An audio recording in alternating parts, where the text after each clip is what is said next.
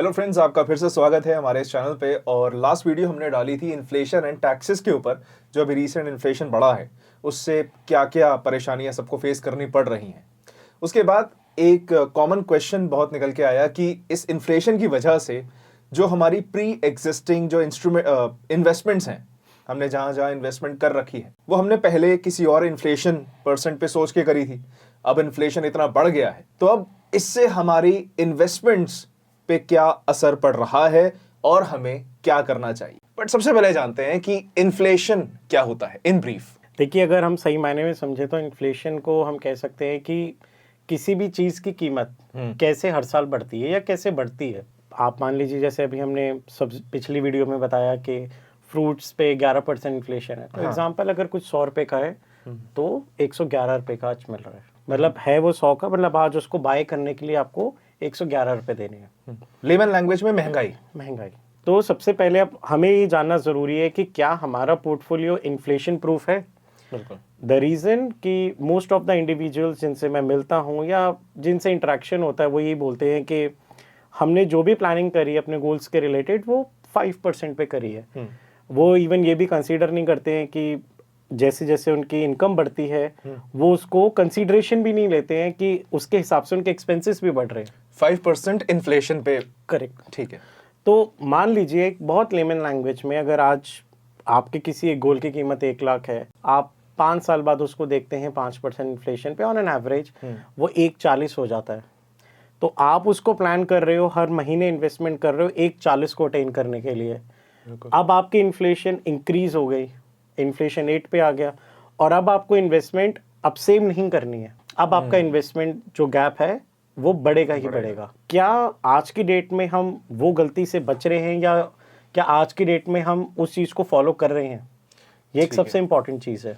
ठीक है, तो मतलब हमने जो गोल सेट कर लिए थे 5% इन्फ्लेशन पे, और आज की डेट में अगर वो एवरेज 6, 7, 8% पे भी जा रहा है तो उससे हमारे जो गोल सेटिंग है वो बहुत उसमें फ्लक्चुएशन आ जाएगी। एग्जैक्टली।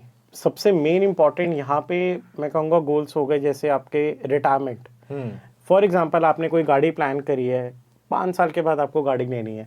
ठीक है, वो 1-2 साल डिफर हो सकती है, आप किसी भी वे से कम्यूट कर सकते हो, बट रिटायरमेंट पे आप ये नहीं कह सकते कि चलो मैं 5 साल और काम कर लेता हूँ। अब बहुत सारे लोग आज की डेट में इन्वेस्टमेंट्स करते हैं एफडीज में, गोल्ड में। ये जनरल देखा जाता है कि इजी इन्वेस्टमेंट लगती है। जिसको ज्यादा फाइनेंशियल नॉलेज नहीं भी है वो भी इन सब इंस्ट्रूमेंट्स में इन्वेस्टमेंट करता है।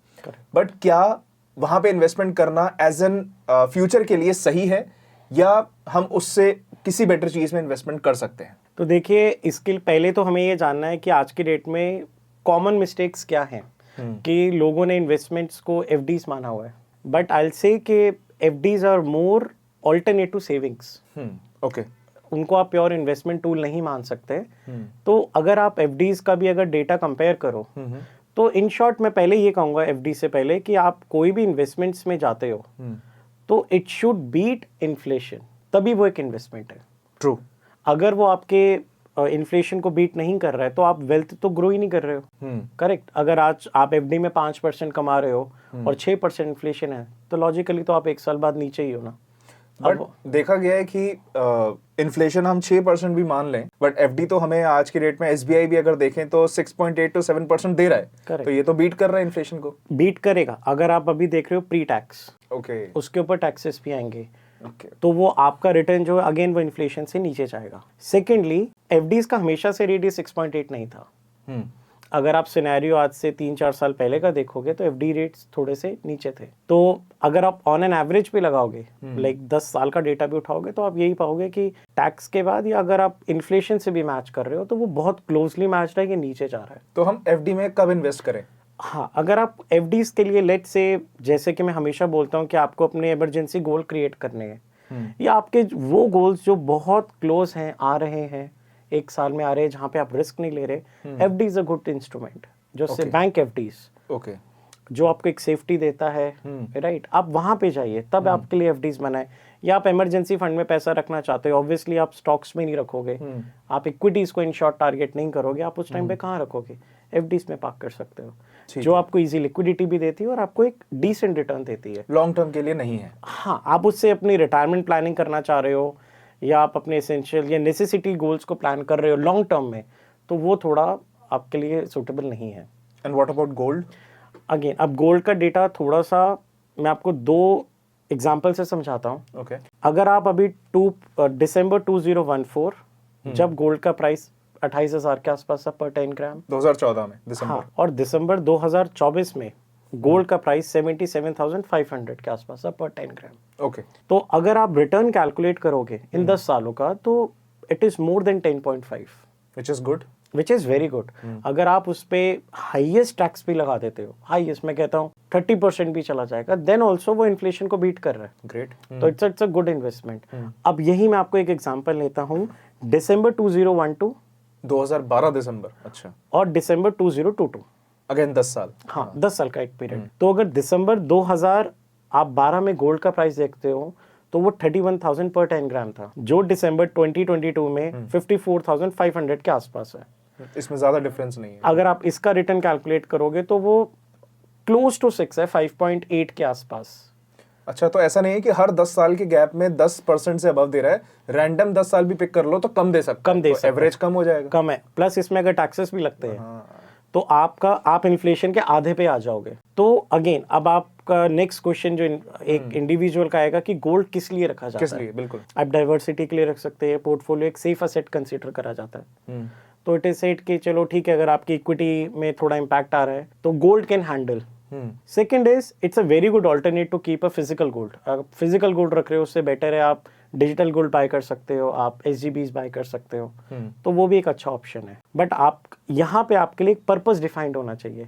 अगेन अगर आप इससे ये प्लानिंग कर रहे हो कि ठीक है I will plan my long term goals और वो मैं गोल्ड से कर लेता हूँ, तो वो आपको एक्चुअली में एक बहुत बड़ा डेंट भी दे सकता है एट द एंड, क्योंकि 10 पॉइंट मतलब मोर देन 10.5 से 5.8 पे आ रहे हो, इट इज ऑलमोस्ट हाफ। तो आपकी पूरी प्लानिंग अगर आपने अपने रिटायरमेंट पे 5 करोड़ सोचा है और इसकी वजह से if you are able to achieve only 2.5, तो आप 2.5 करोड़ का कॉम्पनसेशन नहीं रख पाओगे। ठीक है, तो एज एन इंडिविजुअल अगर उसके पोर्टफोलियो में FDs हैं, गोल्ड्स हैं और आज के टाइम पे इन्फ्लेशन भी है, तो अब वो रीअसेस करने वाला है अपने पोर्टफोलियो को कि क्या मुझे करना चाहिए। हमने ये तो जान लिया कि किस में आप लॉन्ग टर्म इन्वेस्टमेंट ना करो, पर इसकी जगह देना आप किस में लॉन्ग टर्म इन्वेस्टमेंट इंस्ट्रूमेंट सोच सकते हो। तो equity is a good option. Okay. Equities मतलब आप म्यूचुअल फंड्स करते हो, स्टॉक्स करते हो, ठीक है। राइट। आप इसमें PMS और AIFs को भी ऐड कर सकते हैं, बट अगेन मैं उसको यहाँ कंसीडर नहीं करूंगा, वो एक बिग टिकट साइज में आते हैं। तो आप इन दोनों को भी अगर ऑप्ट करो, या इन्वेस्टमेंट इन मतलब जो बियॉन्ड योर जोग्राफिकल मार्केट, जैसे आप US में करते हो इन्वेस्टमेंट्स, तो वो भी एक इक्विटीज है, आप वहाँ पे इन्वेस्टमेंट्स कर रहे हो। तो इट इज़ गुड कि आप अपनी जो रिटायरमेंट प्लानिंग है या आपके लॉन्ग टर्म गोल्स हैं उसको आप इक्विटी से प्लान करो, बिकॉज वो लॉन्ग टर्म में है, रिटर्न्स आपके ज़्यादा आते हैं। Again there can be a question कि क्या इक्विटीज नीचे नहीं गिर सकते, इट इज़ वेरी ट्रू। तो इट इज़ वेरी इंपॉर्टेंट कि आप रेगुलर इंटरवल्स पे अपने एडवाइजर से अपने पोर्टफोलियो को रिव्यू करो, बिकॉज देयर आर चांसेस जो कंपनी टॉप पे है, जो फंड टॉप पे है, इट में डिक्लाइन, और हो सकता है उसमें कोई भी ऐसे चेंजेस आ जाए जो आपके पोर्टफोलियो का इम्पैक्ट कर जाए। तो सालाना एक बार हमें कर लेना चाहिए रिव्यू। मैं कहूँगा कि 6 महीने में आप एक बार रिव्यू कर सकते हो। ओके। तो एक तो आपने बताया कि हमें हर 6 महीने में रिव्यू करना है अपने इन्वेस्टमेंट्स, बहुत ज़रूरी है कि जिससे हम अपने गोल से स्टिक रहें। दूसरा आपने कहा है कि हम इक्विटीज़ में या फॉरेन मार्केट में इन्वेस्ट कर सकते हैं ज़्यादा गेन के लिए। ठीक है, इन सब चीज़ों के अलावा भी किसी चीज़ का हमें ध्यान देना है। अब थर्ड पॉइंट हम इसमें ले सकते हैं कि मोस्ट ऑफ द इंडिविजुअल्स जो 5% इन्फ्लेशन पे अपनी प्लानिंग कर रहे हैं, आप उसको 1 और 2% एक्स्ट्रा लेके करिए। क्योंकि अगर आप ज्यादा से प्लान करते हो और आप ज्यादा वेल्थ क्रिएट कर लेते हो, it is of no harm, right. Plus क्यों मैं आपसे 2% एक्स्ट्रा मांग रहा हूँ, अभी आपने देखा इन्फ्लेशन बढ़ी क्या है। प्लस ये भी हो सकता है अगर ना भी बढ़े, आपकी इनकम तो बढ़ी रही है, आपके एक्सपेंसेस भी बढ़ेंगे। तो मैं मान रहा हूँ अगर आप अपना लाइफस्टाइल चेंजेस को लाते हो और वो इंक्रीज करते हो, तो I think 2% is a decent assumption. ठीक है। कुछ इंडिविजुअल्स होते हैं, जैसे मैं जिनसे मिलता हूँ, वो कहते हैं कि ठीक है हमें प्योर इक्विटीज में थोड़ा सा कॉन्फिडेंस नहीं आता, वो मार्केट के चेंजेस से काफी डर जाते हैं। ठीक है।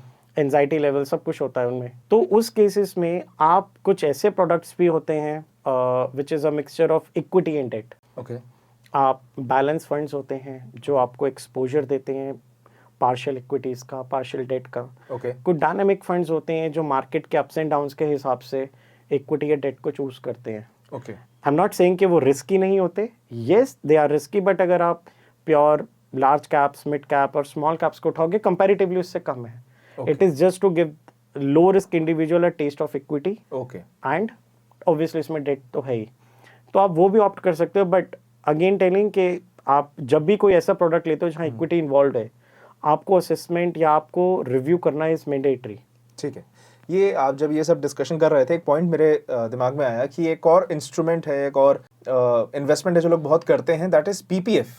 What about that? उसकी भी तो रिटर्न काफ़ी अच्छा आता है। मैं इसको अगर कहूँ तो मैं अगेन इसको एक ऑल्टरनेटिव सेविंग्स कहूँगा। ओके रीजन बीइंग 10 साल पहले का अगर आप डेटा निकालते हो, लाइक 1 अप्रैल 2012, ओके उस टाइम पे पीपीएफ का रिटर्न वाज 8.8। गुड।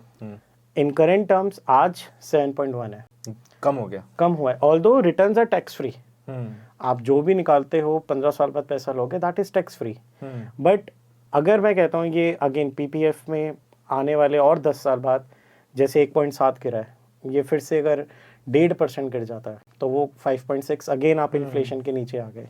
और मुझे वो लॉक इन वाला इशू हमेशा से फील होता है। सेकंड लॉक इन इशू है। थर्ड है, वहाँ पे आपकी इन्वेस्टमेंट रिस्ट्रिक्टेड है अप टू 1.5 लाख्स।